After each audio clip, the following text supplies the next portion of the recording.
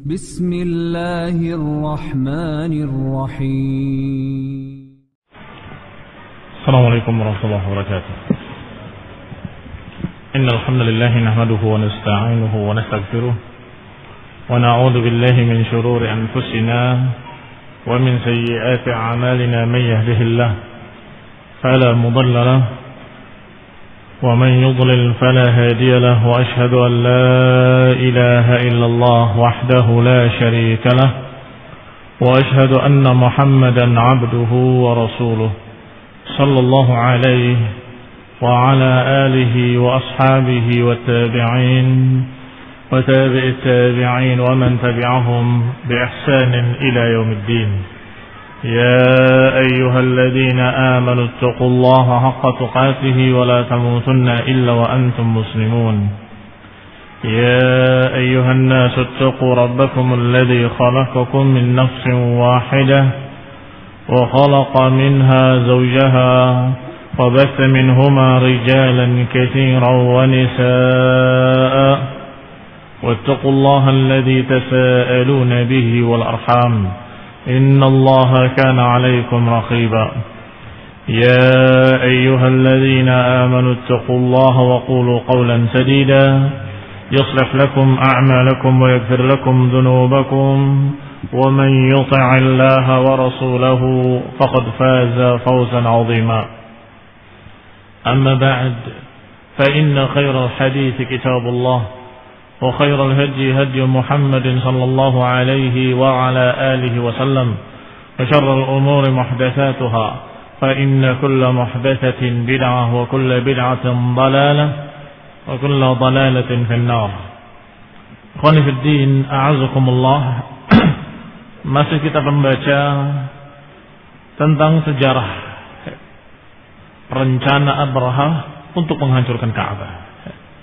Karena Abraha sudah menyiapkan pasukan besar dengan membawa gajah-gajah di dalamnya. Dan di antara gajah yang terbesar yang bernama Mahmud. Sehingga disebut sampai hari ini gajah mamut kata mereka. Naam, itu plesetan dari nama asalnya yaitu Mahmud. Sampai kemarin kita bahas terakhir adalah Abdul Muttalib. Dalam keadaan dia datang ingin menemui Raja Abraha, meminta syafaat dari sana dari sini supaya bisa ketemu. Maka dihormati sama Abraha, disambut, disiapkan hamparan, dan Raja turun sejajar dengan Abdul Muttalib. Ketika disampaikan ma hajatuk, apa hajatmu? Ternyata kata Abdul Muttalib, aku meminta kembali unta-untaku. Maka heranlah Abraha. Kamu seorang pembesar Quraisy, seorang pemimpin Arab, seorang tokoh yang ditokohkan oleh masyarakat kamu, dan aku datang untuk menghancurkan Ka'bah, kamu hanya ngurusi unta. Maka dijawab dengan bahasa yang bagus, yaitu ana rabbul ibil wal Ka'bah laha rabbuha, aku hanya penggembala unta, adapun Ka'bah memiliki pemelihara tersendiri, yaitu Allah Subhanahu wa taala. Kalau Allah Subhanahu wa taala menghendaki, maka dia akan menghalangimu. Kalau Allah Subhanahu wa taala tidak menghalanginya, maka itu urusan Allah Subhanahu wa taala, dialah pemiliknya. Ikhwan fillah, a'azakumullah. Diajarkan oleh Abdul Muttalib kepada Abraha bahwa kamu akan berhadapan dengan penguasa Ka'bah dan penguasa dunia dan akhirat, yaitu Allah Subhanahu wa taala. Dikhawatirkan Abraha akan takut. Ternyata Abraha dengan sombongnya mengatakan, maka liyamtani'a minni, tidak mungkin dia menghalangi aku.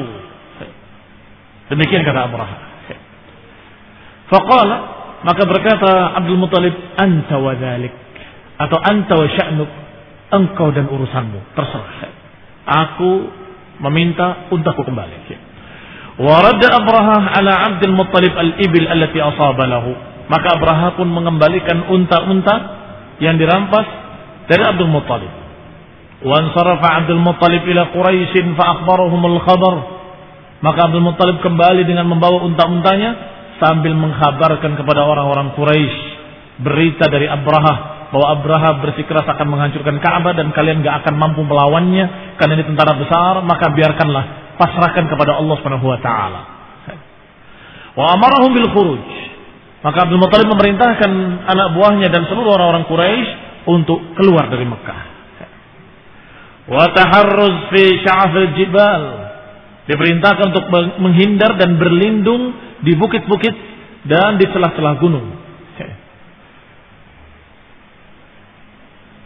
Takhawufan alaihim min ma'arratil jaysh. Karena Abdul Muttalib mengkhawatirkan kemarahan tentara pada mereka, maka biarkan tentara akan dihadapi oleh Allah Subhanahu wa taala secara langsung, kalian menghindar saja ke bukit-bukit, ke Syi'ab wal jibal. Thumma qama Abdul Muttalib fa akhadha bihalqatil Ka'bah. Kemudian Abdul Muttalib memegang lingkaran pintu Ka'bah. Pintu Ka'bah memiliki pegangan yang berbentuk halqah, lingkarannya dipegang oleh beliau.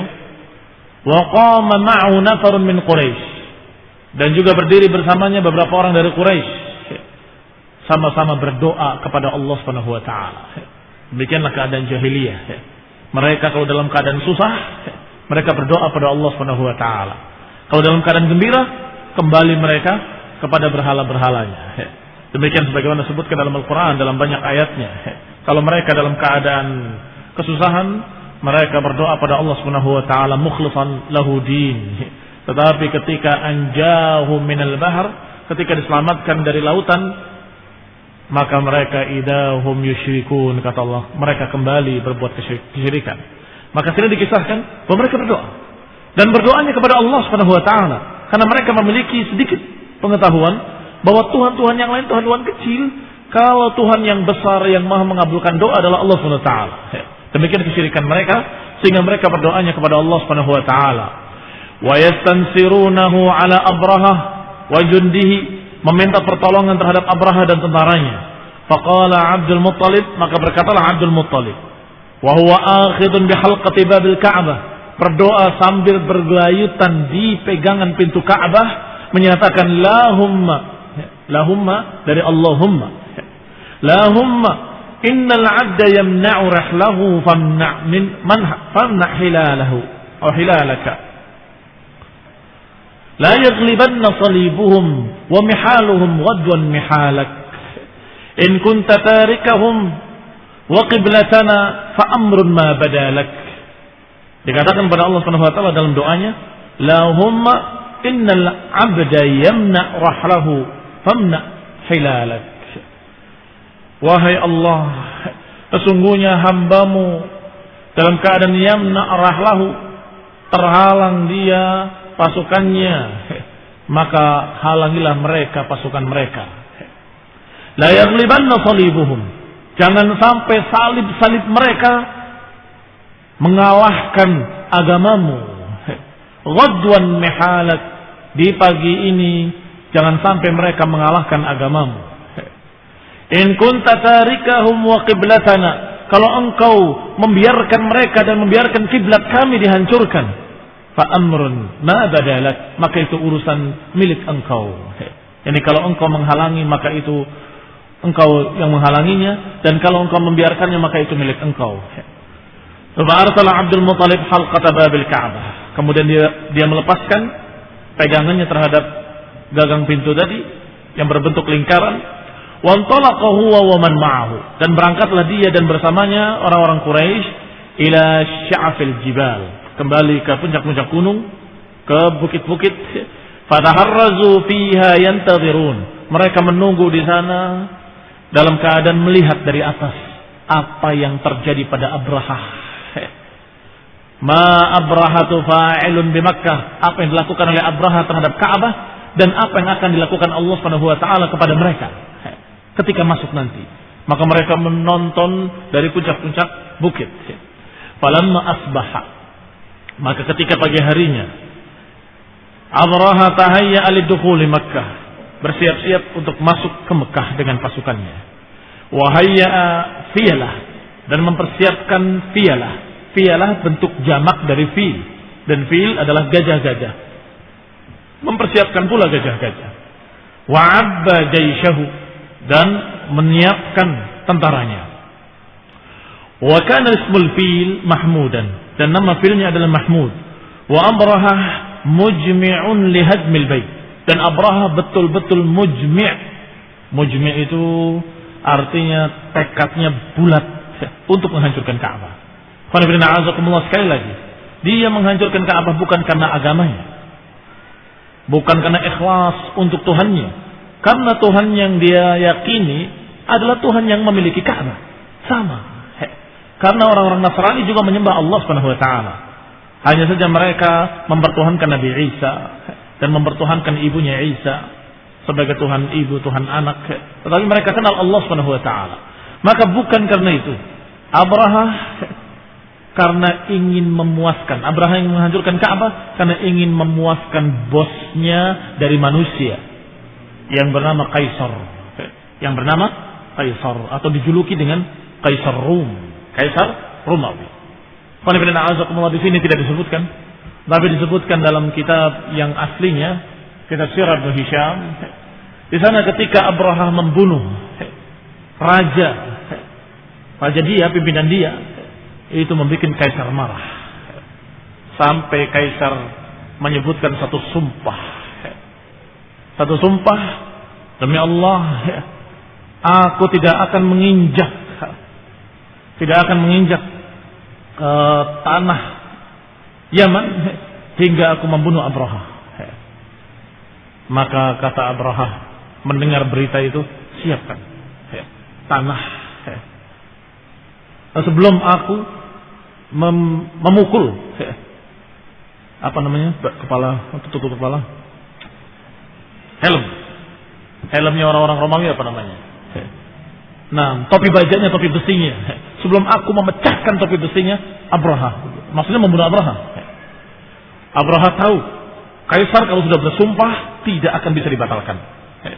Maka dia bawa tanah Yaman dan dia bawa topi bajanya dia, dan kemudian dia datang bersama pasukan kecil menuju Kaisar.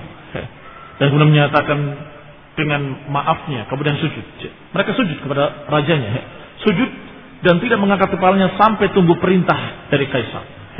Sampai Kaisar mengatakan bangun, angkat kepalamu, maka dia angkat kepalanya.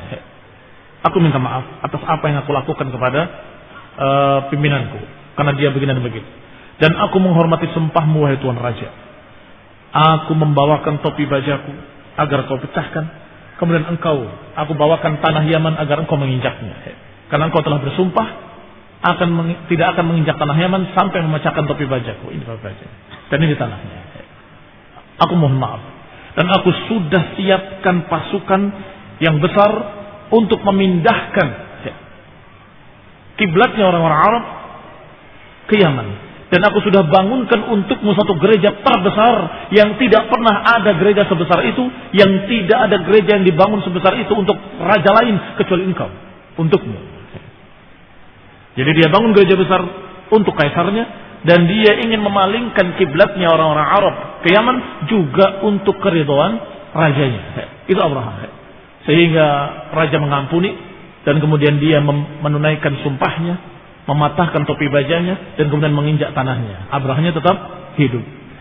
Sehingga dia terus berangkat, bertekad bulat, mujmi'un, sebagaimana dikatakan di sini, mujmi'un lihadmil baiti, betul-betul bertekad bulat untuk menghancurkan Ka'bah. Famalin siraf ila Yaman. Setelah itu balik ke Yaman. Tidak ingin pertumpahan darah apapun, menghancurkan Ka'bah, kemudian balik. Falamma wajjahul fil ila Makkah, aqbala Nufail ibn Habib hatta qama ila janbil fil. Ketika mulai berangkat menuju Ka'bah, maka pengasuh gajahnya yang bernama Nufail ibn Habib, yang dia adalah orang Arab, kedah hatinya bersama orang Arab, tetapi dia karena tidak memiliki kekuatan terpaksa dia bekerja untuk Abrahah. Qala qama ila janbil fil, berdiri di samping gajah tersebut. Thumma akhadha bi udhunihi, memegang telinga gajah itu, kemudian diajak bicara. Ubruk awirji' rashidan min haitsu ji't. Wahai gajah, duduklah kamu atau pulanglah kamu ke negeri yang kamu tinggalkan. Fa innaka fi baladillahil haram. Engkau di tanah Allah yang suci.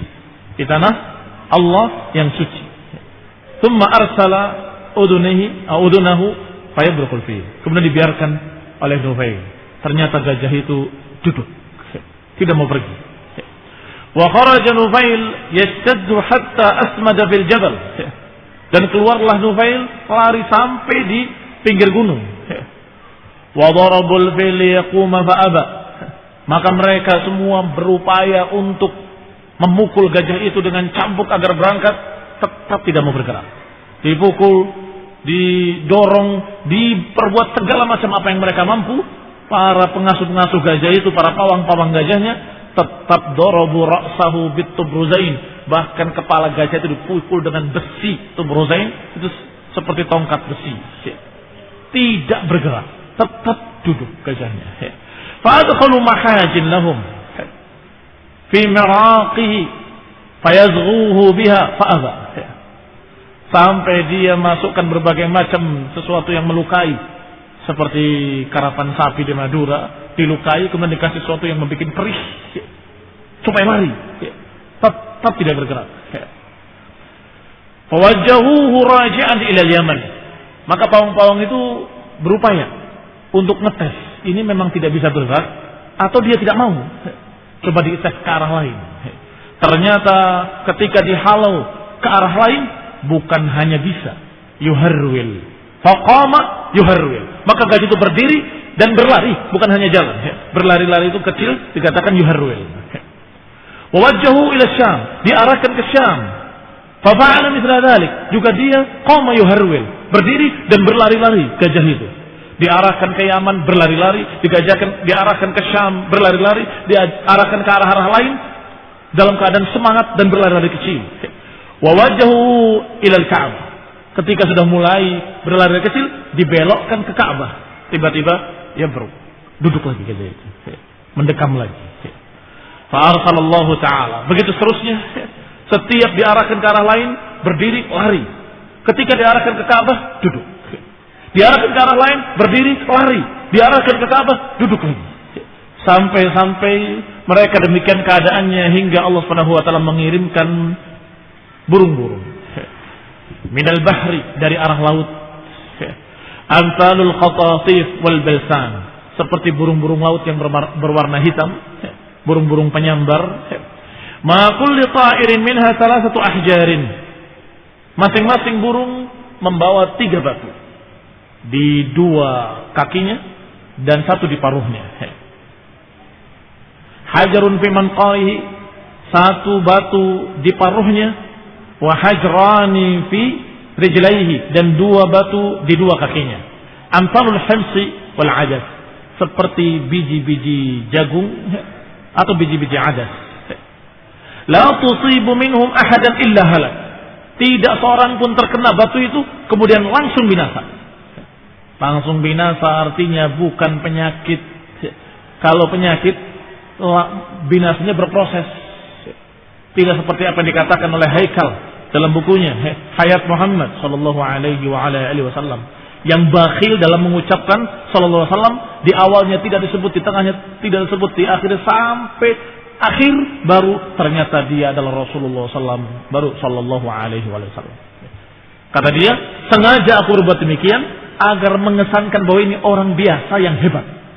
Sampai akhir baru dibuktikan ternyata dia adalah Rasulullah sallallahu alaihi wasallam. Artinya apa? Bakhil dalam mengucapkan sallallahu alaihi wasallam. Dari awal kitab sampai akhir kitab cuma 1. Entah kalau terjemahannya, kalau aslinya demikian. Bahkan judulnya Hayat Muhammad, bukan Hayat Nabi atau Hayat Rasul, bukan, Hayat Muhammad.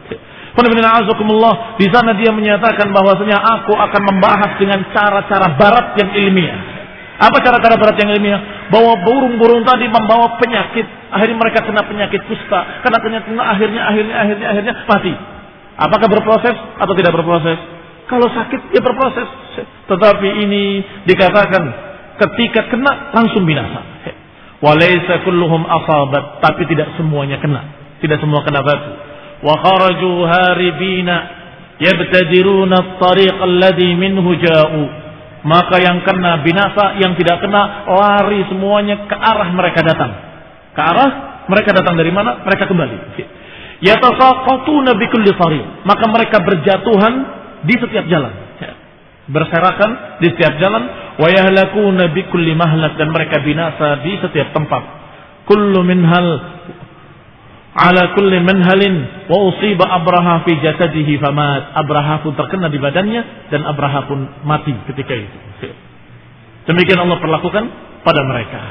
Berkata Ibnu Ishaq, falamma ba'atha Allah Ta'ala Muhammadan sallallahu alaihi wa ala alihi wasallam, ketika Nabi Muhammad SAW diutus oleh Allah Subhanahu wa taala, mimma ya'uddu Allah ala Quraisy min ni'amihi alaihim wa fadlihi, di antara kenikmatan-kenikmatan yang Allah sebutkan, yang Allah ingatkan orang-orang Quraisy bahwa kalian pernah diberi nikmat, adalah kejadian ini. Ma radda anhum min amril jaish, min amril Habasyah, yaitu apa yang Allah perlakukan terhadap tentara Habasyah yang dipimpin oleh Abraha, li baqai amrihim wa muddatihim. Faqala Allah tabaraka wa taala, maka Allah turunkan ayatnya kepada Nabi sallallahu alaihi wasallam.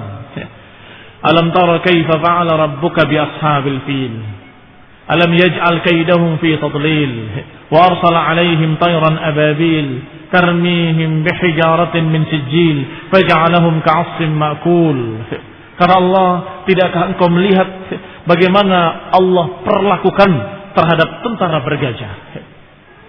Alam yaj'al kaydahum fi tadlil, bukankah Allah telah memperlakukan pada mereka dan menggagalkan tipu daya mereka untuk menyesatkan? Fa arsala 'alaihim tayran ababil, maka kami kirim, kata Allah, burung-burung ababil, tarmihim bihijaratin min sijil, yang melempari mereka dengan batu-batu dari neraka sijil. Faja'alahum ka'asfin ma'kul, maka tiba-tiba mereka menjadi seperti daun-daun yang dimakan ulat. Selesai kejadian Abraha dengan binasanya mereka dan binasanya Abraha dan terjaganya Ka'bah, dan itu disaksikan semua oleh orang-orang Quraisy. Maka ketika orang-orang Quraisy didakwahi oleh Rasulullah SAW dengan tauhid, diajarkan untuk meninggalkan berhala-berhalanya, dan diingatkan bahwa dulu ketika kalian didatangi tentara bergajah, bukankah kalian berdoanya kepada Allah dan Allah kabulkan? Sedangkan berhala-berhala la tanfa' wa la tadur, tidak memberikan manfaat, tidak memberikan madarat. Maka mereka pun ingat betapa nikmat yang besar dan kekuasaan Allah yang besar ketika Allah gagalkan tentara bergajah dengan sesuatu yang sangat mengagumkan, dengan sesuatu yang sangat mengherankan mereka, luar biasa. Selanjutnya zikru waladi Nazzar ibni Ma'ad, kisah tentang turunan Bani Nazzar ibni Ma'ad. Fawalada Nazzar ibni Ma'ad 3 nafar. Nazzar ibni Ma'ad melahirkan turunan 3 orang, bernama Mudar wa Rabi'ah wa Anmar. Mudar wa Rabi'ah wa Anmar. Sedangkan Mudar memiliki 2 keturunan laki-laki, Ilyas wa Ghailan. Kemudian Ilyas memiliki 3 anak laki-laki, Mudrikah wa Tabiqah wa Qam'ah. Fawalada Mudrikah rajulaini, dan Mudrikah memiliki anak 2, Khuzaimah dan Hudayl. Ini semua turunan Nazzar. Khuzaimah memiliki 4 anak, Kinanah wa Asad wa Asadah wal Hun. Kinanah memiliki 4 anak, Nadhr wa Malik wa Abd Manah wa Mulkan atau Milkan.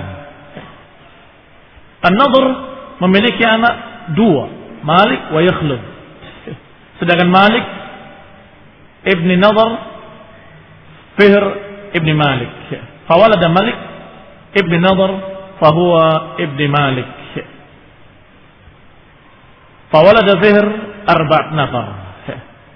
Fihr memiliki anak 4 anak. Fihr ini yang nama lainnya adalah Quraisy. Berarti dari turunan Fihr ke bawah itu adalah Quraisy. Fihr memiliki 4 anak, Ghalib wa Muharib wal Haris wa Asad. Sedangkan Ghalib memiliki 2 anak, Lu'ay wa Taim. Taim ibn Murrah. Lu'ay memiliki 4 anak, Ka'ab dan Amir, Sami'ah dan Auf. Ini nanti anak-anak laki-lakinya menjadi suku-suku yang dikenal di kalangan Arab. Sehingga kalau kita tahu di sini ada Auf, nanti ada Bani Auf. Sahabatnya yang sampai kita kenali sebagai sahabat Rasulullah, Abdurrahman ibn Auf. Nanti ada Ghalib, yakni ibn Ghalib. Nanti ada Fihr bin Fihrin atau Quraisy. Kinanah jadi Bani Kinanah, turunan Kinanah dan seterusnya. Baik, maka perhatikan nama-nama ini. Yang semuanya turunan Bani Nazar. Walu'ay memiliki 4 anak, Ka'ab wa Amir wa Samah wa Auf. Dari Ka'ab 3 anak, Murrah wa Adi wa Khusais. Lihat disebutkan di sini Adi. Nanti turunannya Bani Adi. Siapa sahabat dari Bani Adi? Umar ibn Khattab radhiyallahu taala anhu. Umar bin Khattab min Bani Adi. Enam. Kemudian Murrah memiliki 3 anak, Kilab, wa Taim, wa Yaqbah. Siapa sahabat dari turunan Taim? Abu Bakar Siddiq radhiyallahu taala anhu. Abu Bakar At-Taimi dari Taim ibn Murrah, dari turunan Taim ibn Murrah.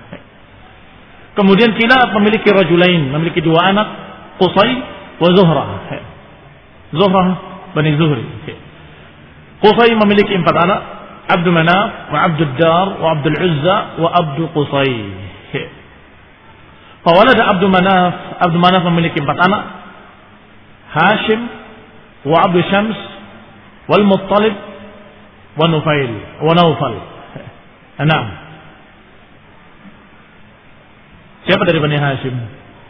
Rasulullah sallallahu alaihi wa ala alihi wasallam. 6.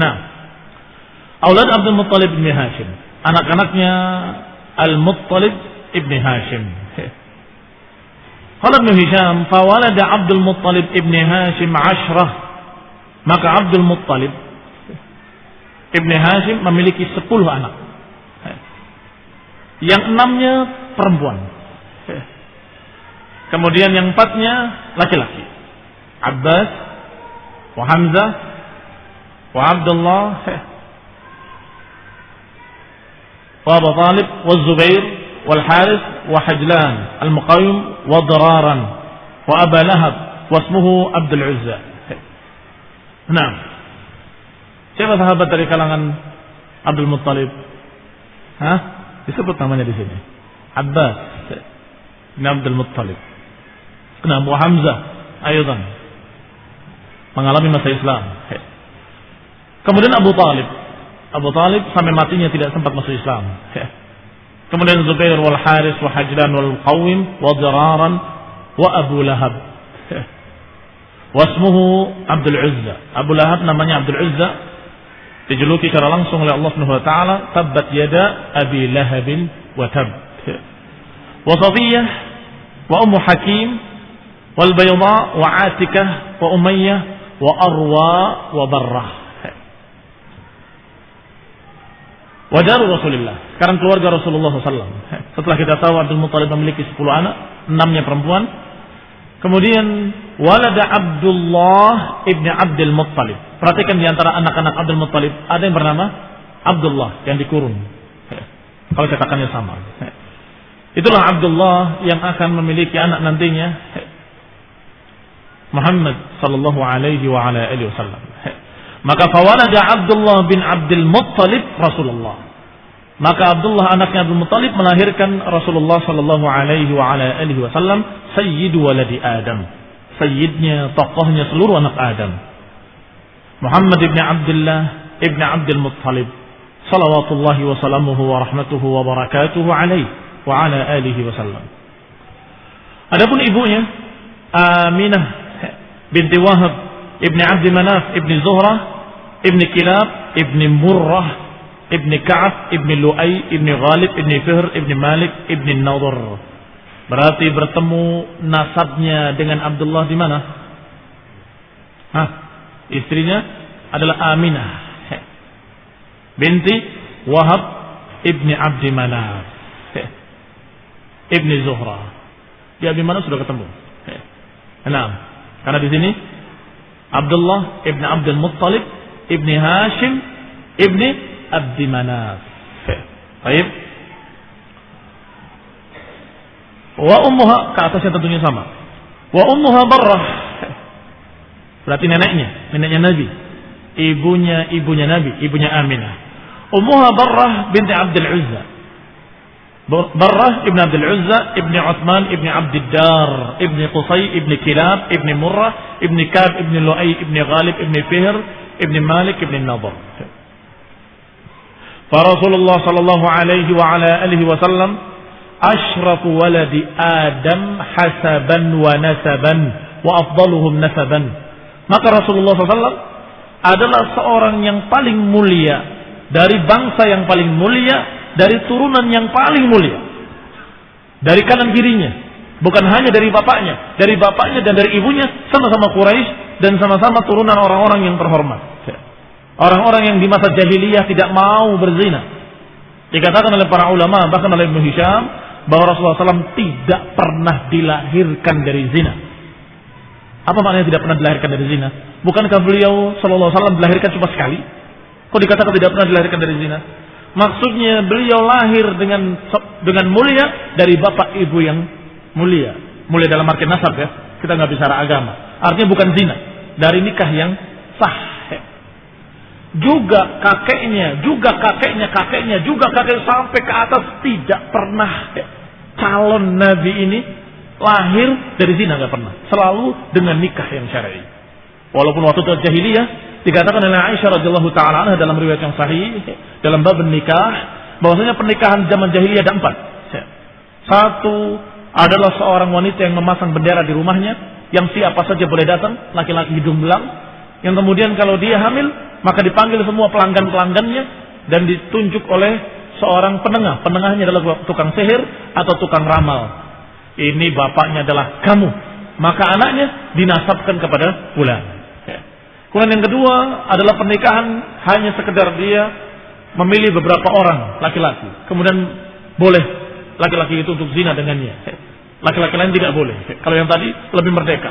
Sampai disebutkan yang keempat, yaitu seorang laki-laki melamar kepada orang tua si wanita.